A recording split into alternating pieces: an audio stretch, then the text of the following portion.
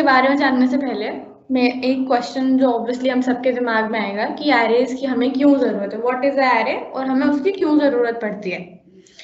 तो अब मान लो हम सब क्या करना चाहते हैं। हम चाहते हैं कि हमारा जो यूजर है ना, हम एक लिस्ट बनाना चाहते हैं कि हमें 100 इनपुट लेने हैं यूजर से। तो हाँ, एरेज हम क्यों यूज करते हैं। अगर हमारे पास मान लो 100 हमें बोल दिया किसी ने कि 100 इनपुट्स लो आप यूजर से, 100 नंबर के इनपुट लो। कोई मतलब मान लो एक डायरी बनानी है मुझे फोन नंबर्स की। मैं चाहती हूँ कि तुम सबके फोन नंबर्स उसमें स्टोर्ड हो। तो मैं चाहती हूँ कि तुम मेरे यूजर हो, आई वॉन्ट कि तुम 100 नंबर्स मुझको इनपुट दो। तो अब कितना मुश्किल हो जाएगा हमें हर बार स्कैन एफ लिख के और 100 नंबर्स का इनपुट लेना पड़ेगा।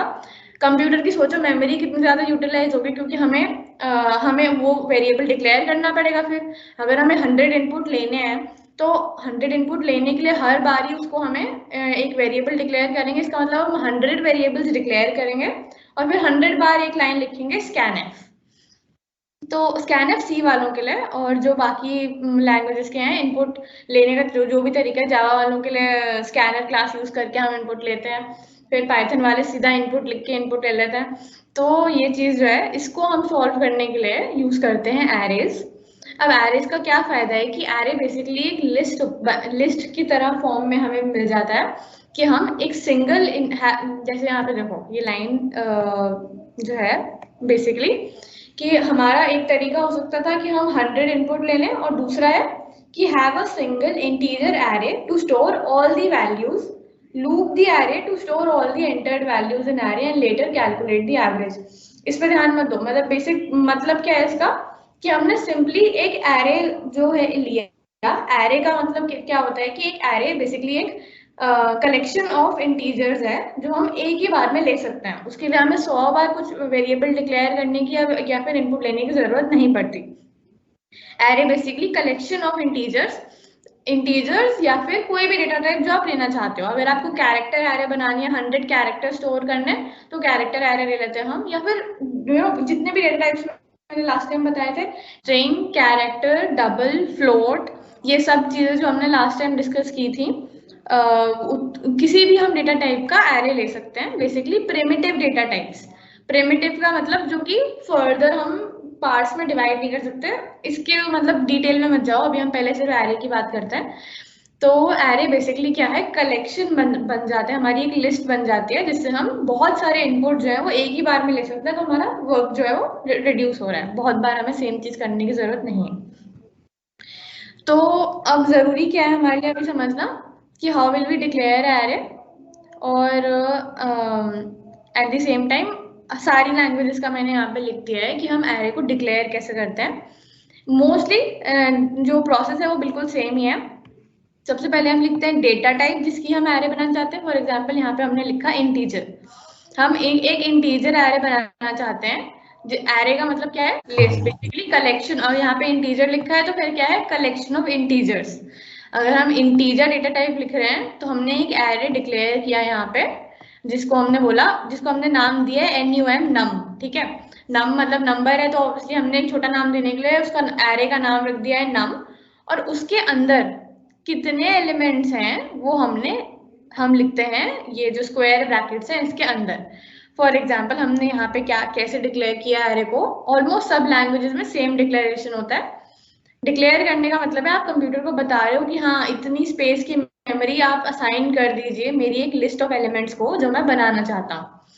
इंटीजर, पहले हमने क्या किया, इंटीजर क्या होता है, डेटा टाइप। नम क्या है, रेफरेंस वेरिएबल, जिससे हम एरे को अपने पूरे प्रोग्राम में कैसे बुलाएंगे, एक नाम देना पड़ता है हर चीज को। तो नम जो है हमने नाम दिया है अपने एरे को, और ब्रैकेट में हम क्या लिखते हैं, साइज, जिस साइज का हमें एरे चाहिए वो हम ब्रैकेट्स के अंदर डाल देते हैं कि इतने साइज का एरे मुझे बनाना है। ठीक है, ये हो गया how to declare an array.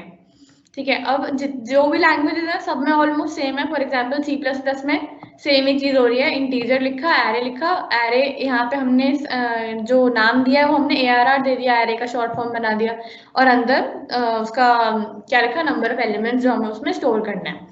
अब हम किसी भी एरे के अंदर फॉर एग्जांपल 5 मैंने यहाँ पे जैसे डिक्लेयर किया, एक एरे इंटीजर ARR, ठीक है, उसके अंदर मैंने बोला कि मेरे 5 एलिमेंट्स हैं। अब हम एरे के अंदर के 5 एलिमेंट्स को एक्सेस कैसे करते हैं, हम कैसे, मान लो मैं चाहती हूँ कि मेरे एरे का जो फर्स्ट एलिमेंट है वो प्रिंट हो जाए। तो अब यहाँ पे समझने की बात ये है, एरे होता है, अब हमने लिखा इंटीजर, मैंने लिखा इंटीजर, नाम दिया एरे को ARR, ब्रैकेट में लिखा कि उसमें कितने एलिमेंट्स मुझे स्टोर करने हैं, 5। ये तो हो गया मेरा डिक्लेरेशन, मैंने एरे को डिक्लेयर किया। अब मैंने इसी के साथ मैं चाहती हूँ कि मैंने अपने एरे के एलिमेंट्स भी यहाँ डिफाइन कर देती हूँ कि मेरी एरे में क्या है। मैंने अब इस एरे को इनिशियलाइज कर दिया। इनिशियलाइजेशन का क्या तरीका है, कर्ली ब्रैकेट बनाए और पांचों एलिमेंट जो मुझे पता है ना कि मुझे ये लिस्ट ऑफ एलिमेंट्स मैं चाहती हूँ कि मेरे इस एरे में स्टोर हो, तो मैंने वो पांचों एलिमेंट्स उसी के सामने लिख दिए। इसका क्या मतलब है, मैंने क्या किया इसके बाद एरे को, क्या किया, डिक्लेयर किया, ठीक है, समझ गए ना। जब हम सिर्फ डेटा टाइप और नाम लिखते हैं तो तब हम डिक्लेयर कर रहे होते हैं, जैसे हमने लास्ट टाइम वेरिएबल्स को करना सीखा था, और यहाँ पे हमने इनिशियलाइज किया, समझ गए ना। तो अब हाँ, पॉइंट ये है कि ये स्टोर कैसे होते हैं इंटरनली। हमारा कंप्यूटर क्या कर रहा होता है कि हम एक बॉक्स बना देते हैं, ठीक है। मेमोरी कैसे असाइन होती है कंप्यूटर के अंदर, बहुत जरूरी बात है अच्छे से समझना, क्योंकि सब जगह यूज होगा। मतलब समझ लो ये बेसिकली बिल्डिंग ब्लॉक है, तुम जो प्रोग्राम बनाओगे वहां पे ये चीज यूज हो रही होगी। स्पेशली डीएसए हम जिस भी चीज में पढ़ेंगे, हम एरे बनाएंगे, उसको डिक्लेयर करेंगे, इनिशियलाइज करेंगे, तो ये सब चीजें बहुत यूज होंगी। अब हमने लिखा है ऊपर कि हमें 5 एलिमेंट्स का एरे चाहिए। तो यहाँ पे हमने ये, एक सेकंड, 1 2 3 4 5, हाँ ये थोड़ा बड़ा हो गया, समझ गया ना तुम लोग। इसको यहाँ से बेसिकली हाँ, हमने ये हमारा मेमोरी कैसे असाइन हो रही है वो हम समझ रहे हैं अभी। तो मैंने जो 5 एलिमेंट्स लिखे थे उन्हें मैं यहाँ लिख देती हूँ, ठीक है। 2 3 4 5 6 ये मैंने लिस्ट ऑफ एलिमेंट्स अपनी एरे में स्टोर किए थे। अब कंप्यूटर में क्या हो रहा है, हम जो भी चीज डिक्लेयर करते हैं ना, कंप्यूटर उसको एक मेमोरी असाइन करता है। कि मैंने फॉर एग्जांपल अगर मैंने वेरिएबल डिक्लेयर किया होता तो बैकएंड में क्या हो रहा है, कंप्यूटर उसे मेमोरी असाइन कर रहा है। वैसे ही जब हमने एरे को डिक्लेयर किया तो इन एक ये जो मैंने जितनी भी चीजें लिखी, जो 5 मैंने यहाँ पे वो लिखे हैं डिजिट्स, इन सबको एक मेमोरी असाइन हो रही है। अब मेमोरी असाइन होने का क्या मतलब है, इन सबको एक एड्रेस मिल रहा है बैकएंड पे। जैसे जो लोग सी में कोडिंग कर रहे हैं वो क्या लिखते हैं, जब भी हम स्कैनफ लिखते हैं, सब लोग सी पढ़ेंगे, ये ऑब्वियसली कुछ तो पढ़ ही रहे होंगे, कुछ लोग पढ़ेंगे। तो हम जब भी स्कैनफ लिखते हैं तो हम क्या लिखते हैं, एक एंड मार्क लगाते हैं। उस एंड मार्क का क्या मतलब होता है, एड्रेस ऑफ। जब भी हम ये एंड मार्क लगाते हैं ना, इसका क्या मतलब होता है, and stands for address of. तो बेसिकली तुम जब भी कोई इनपुट ले रहे होते हो तो तुम कंप्यूटर को बोल रहे होते हो कि इस एड्रेस पे जो भी मेरा वैल्यू है ना, उसको मेरे को कंसोल में प्रिंट कर दो। इस लाइन का भी हर लाइन हर एक वर्ड का मतलब है प्रोग्रामिंग में भी। तो अगर ये बात अभी तक नहीं भी पता थी, तो जब भी तुम एंड ऑपरेटर लिखते हो तो तुम कंप्यूटर को बोल रहे होते हो कि जो भी इस एड्रेस के ऊपर जो वैल्यू है ना वो मुझे रिटर्न कर दो, मुझे बताओ कि इस एड्रेस पे क्या वैल्यू है, और कंप्यूटर तुम्हें वो प्रिंट करके दे देता है। तो वैसे ही इन सबको एक मेमोरी असाइन होती है। अब हम इनको एक्सेस कैसे करेंगे, प्रोग्रामिंग में क्या होता है, जो हमारी जो काउंटिंग होती है ना, वो 0 से स्टार्ट होती है। इन सबको एक इंडेक्स असाइन होता है। अब जो हमारी काउंटिंग होगी ना, वो यहाँ पे 0 से स्टार्ट होगी। ये जो 2 है, जो मेरा फर्स्ट क्या बोलता है एलिमेंट है इस एरे का, उसका इंडेक्स 0 है, ठीक है। इसका इंडेक्स 1 है, इसका इंडेक्स 2 है, ऐसे करके 3 और ये 4।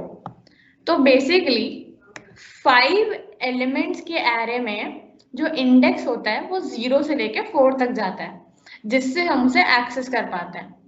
और कंप्यूटर जो मेमोरी असाइन करता है वो सबकी रैंडम होती है।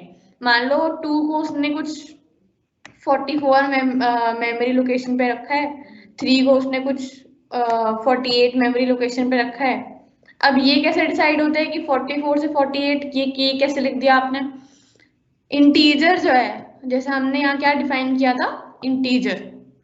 इंटीजर और जो जो भी तुम्हारा डेटा टाइप है ना, सबको कुछ जो मेमोरी होती है, फॉर एग्जांपल इंटीजर 4 बाइट का होता है, उस हिसाब से मैंने लिखा 44 और फिर 48, चार स्पेस छोड़ के मैंने लिख दिया 48।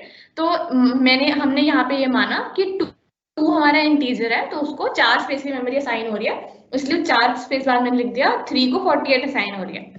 लेकिन अब मैंने ये लिख तो दिया है, बट इसका जो वो है ना सिग्निफिकेंस, इसका मतलब ये नहीं है कि कंप्यूटर भी इसको 48 ही दे रहा होगा। कंप्यूटर अपने हिसाब से रैंडमली एलोकेट कर देता है, और जब हम उसे बुलाते हैं तो उसे वहीं से ढूंढ के लाता है जो भी उसने रैंडम एड्रेस उसे असाइन किया, और हमें रिटर्न कर देता है।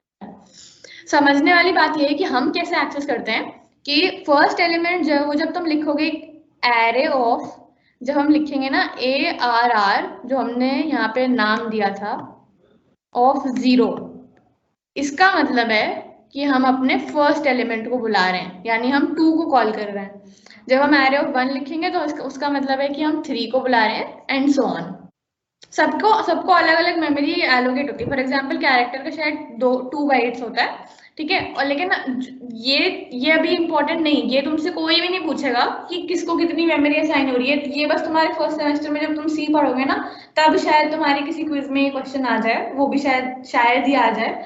लेकिन उसके बाद ये कोई नहीं पूछेगा। लोग हर कहाँ पे क्या चीज यूज होगी, सब जगह ये चीज जरूर यूज होगी कि तुम फर्स्ट एलिमेंट को बुलाओगे कैसे। फर्स्ट एलिमेंट को बुलाने का तरीका है कि उस रेफरेंस वेरिएबल और ब्रैकेट में जब तुम 0 लिख रहे हो, इसका मतलब है कि तुम यहाँ पे बात कर रहे हो अपने फर्स्ट एलिमेंट की, यानी इस एग्जाम्पल में 2 की।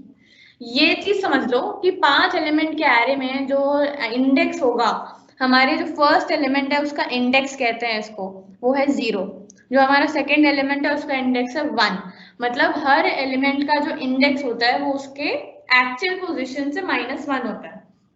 हम ऐसे मतलब अगर कोई बहुत ही आर्बिट्ररी तरीके से बोल रहा होगा तो हम बोल रहे होते कि 2 की पोजीशन 1 है, जो कि मतलब एक रैंडम पर्सन जो है वो यही बोलेगा कि भाई 2 की पोजीशन फर्स्ट है, 3 की 2 है। लेकिन प्रोग्रामिंग में क्या होता है, इंडेक्स सारे 1 माइनस करके देखने होते हैं। ये चीज समझनी बहुत इंपॉर्टेंट है, ठीक है। यहाँ लिखा एरे ऑफ 0, इसका मतलब है कि मेरी ये जो मैंने एरे डिक्लेयर की थी, इसके मैं फर्स्ट एलिमेंट को कॉल किया का मैंने वैल्यू असाइन किया है कि मेरे जो इस एरे का फर्स्ट एलिमेंट है, यानी 0th इंडेक्स पे जो एलिमेंट है उसकी वैल्यू है 5। ये लिखा मैंने यहाँ पे, ठीक है। फिर मैंने लिखा एरे का जो सेकेंड एलिमेंट है, एरे का जो सेकेंड इंडेक्स का एलिमेंट है उसकी वैल्यू है -10। इसका मतलब क्या हुआ कि ये हमारी एरे का कौन सा एलिमेंट है, समझनी थी। सेकेंड इंडेक्स के एलिमेंट का मतलब है कि वो तुम्हारी एरे का थर्ड एलिमेंट है और सेकेंड इंडेक्स पे है, ठीक है। तो समझ में आ गई ये बात कि सबसे पहला एलिमेंट 0th इंडेक्स पे होता है। ये बात बहुत इंपॉर्टेंट है जो हम हर जगह यूज करेंगे, ठीक है। हाँ, तो ये तो हो गया हमारा हम कैसे एलिमेंट्स को एक्सेस करते हैं, ठीक है। उसके बाद जो जावा वाले बच्चे हैं वो यहाँ पे देख लो कि एरे का डिक्लेरेशन कैसे होता है। ऑलमोस्ट सब जगह सेम चीज यूज हो रही है, कुछ बहुत डिफरेंस कहीं पे भी नहीं है। पाइथन वालों के लिए हाँ, बस ये चीज है कि डेटा टाइप नहीं लिखना पड़ता और तुमने बस रेफरेंस वेरिएबल का नाम लिखा, उसके अंदर अपना स्ट्रिंग इन्होंने यहाँ पे मैंने जो एग्जाम्पल डाला है वो है कि स्ट्रिंग में क्या होता है, तो वो चीज मैंने यहाँ लिख दी, ठीक है। समझ गए? ये हो गया एरे डिक्लेरेशन। ये वही है मेमोरी रिप्रेजेंटेशन जो मैंने अभी अभी तुम्हें बताया, वहां पे लिख के यहाँ पे देखो, जैसे इन्होंने फर्स्ट जो इनका 0th इंडेक्स का एलिमेंट है या फर्स्ट एलिमेंट है हमारी एरे का, वहां पे एड्रेस लिखा है नीचे, मेमोरी रिप्रेजेंटेशन ऑफ एरे, नीचे एड्रेस लिखा है 88820। फिर 4 एलिमेंट बाद 88824, क्योंकि इंडेक्स का जो बाइट एलोकेशन है वो 4 है, तो एक इंटीजर जो है वो 4 बाइट मेमोरी स्पेस घेरता है, तो उसके हिसाब से +4 करते हुए मेमोरी एड्रेस असाइन हो जाता है, ठीक है। इसके बाद आ गया very switch to initialise an array. अब तुम इस तरीके से इनिशियलाइज करो जैसे हमने अभी किया कि तुमने डिक्लेयर किया, उसको लिख दिया कि 5 एलिमेंट्स है, उसके बाद उसके इनिशियलाइजेशन भी कर दिया। या फिर तुम ऐसे लिखो इंटीजर एरे और यहाँ पे तुम स्पेस ना लिख के तुमने सीधा इनिशियलाइज कर दिया तो computer can itself make out कि हाँ क्या लिखना चाहता वो मुझे समझ में आ गया। 3/2 का मतलब ये हुआ कि हाँ, अब प्रोग्रामिंग में क्या हुआ है ना, अभी हम जब लीनियर सर्च पढ़ेंगे वहां पे भी ये चीज, बाइनरी सर्च पढ़ेंगे तब वहां पे भी ये चीज आएगी। एरे ऑफ, इसने लिखा है ARR ऑफ 3/2, ठीक है। 3/2 क्या होता है? 1.5, ठीक है। अब जब हम ये वाला ऑपरेटर यूज कर रहे हैं, यहाँ पे हमने डिवीजन ऑपरेटर यूज किया है, अब 1 आएगा आंसर। क्यों आता है ये? जब हमने 3/2 लिखा, 3/2, लेकिन हमें पता है कि 3 भी हमारा इंटीजर है और 2 भी हमारा, हमें हमें क्या पता है, कंप्यूटर को पता है कि तुमने 2 इंटीजर वेरिएबल्स दिए हैं, इंटीजर वैल्यूज दिए हैं उसे कि इन दोनों को डिवाइड करो। अब हमारा जो कंप्यूटर है ना, वो हमें आंसर एक इंटीजर में ही देगा। तो 3/2 जब हमने किया, तो जब तुम इस आंसर को करके देखना, यही टास्क है एक्चुअली, इम्प्लीमेंट करके देखो अपनी लैंग्वेज में जाके लिखना कि हमने एक वेरिएबल डिक्लेयर करना, integer a is equals to 3, integer b is equals to 2, उसके बाद करना इंटीजर आंसर, एक और वेरिएबल बनाना, वहां करना 3/2 और प्रिंट करना अपने आंसर को। फिर देखना कि तुम्हारा आंसर क्या 1.5 आएगा कि तुम्हारा आंसर 1 आएगा। 1 क्यों आएगा? क्योंकि इंटीजर वैल्यू ही हमारा कंप्यूटर रिटर्न करेगा, क्योंकि हमने 2 इंटीजर वैल्यूज को डिवाइड किया है। तो कंप्यूटर यहीं तक समझता है कि हाँ भाई इनको इंटीजर में आंसर चाहिए, तो इनका इंटीजर में आंसर राउंड ऑफ करके दूंगा, 1 होगा। वो आंसर हमेशा 1 होगा, वो आंसर आगे नहीं बढ़ेगा, वो आंसर एक पीछे ही आता है। तो 3/2 अगर तुम कर रहे हो, 1.5 आंसर है तो आंसर आएगा 1। इंटरनेट भाई साहब है, वहां पे तुम ऐसे गीक्स फॉर गीक्स सर्च कर सकते हो।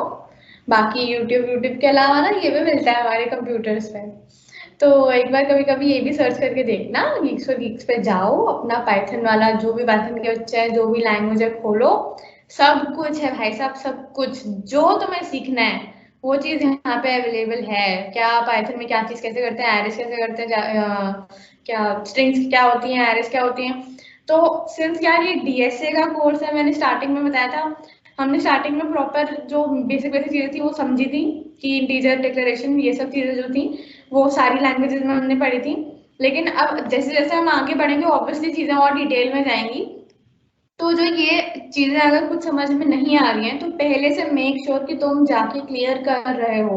यूट्यूब पे भी और बहुत ट्यूटोरियल्स अवेलेबल है, अगर तुम्हें आरे समझ में नहीं आया तो जाके वहां से क्लियर कर लेना, क्योंकि डाउट है कहीं पे मेक श्योर कि तुम उसे देख लो एक बार, ठीक है। अब हम बढ़ते हैं लीनियर सर्च पे, ठीक है, जो हमारा DSA का पहला टॉपिक है।